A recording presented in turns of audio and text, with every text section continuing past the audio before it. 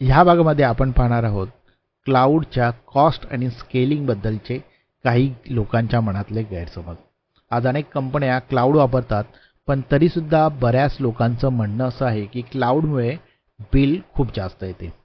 पण खरंच क्लाउड महाग आहे का, की आपण क्लाउड चुकीच्या पद्धतीने वापरतोय? हे समजून घेण्यासाठी आपण दोन मोठे मिथ पाहूया. पहिला मिथ आहे क्लाउड खूप महाग आहे. हे ऐकून बरेच लोक क्लाउड वापरायलाच घाबरतात. पण इथे एक सिंपल उदाहरण घेऊया. क्लाउड म्हणजे एक टॅक्सी सर्व्हिस सारखं आहे. टॅक्सीमध्ये काय होतं की जितका प्रवास तितकंच भाडं. टॅक्सी थांबवली की भाडं बंद. क्लाउड पण अगदी तसाच आहे. तुम्ही सर्व्हर चालू ठेवला तर पैसे लागणार, सर्व्हर बंद केला तर खर्च थांबणार. मग प्रॉब्लेम कुठे होतो? क्लाउडमध्ये पे ॲज यू गो मॉडेल असतं. सो जेवढा वापर तेवढाच खर्च असतो. सर्व्हर बंद केला की खर्च बंद होतो.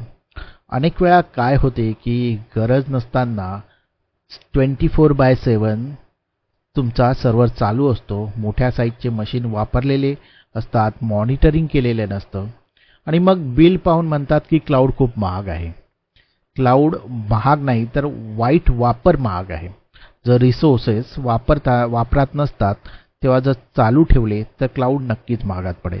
पण ते व्यवस्थित मॅनेज केले, जेव्हा गरज आहे तेव्हाच वापरले तर नक्कीच क्लाउड खूप फायदेशीर ठरतं. म्हणजेच क्लाउडमध्ये रिसोर्स मॅनेज करणं खूप महत्त्वाचं आहे.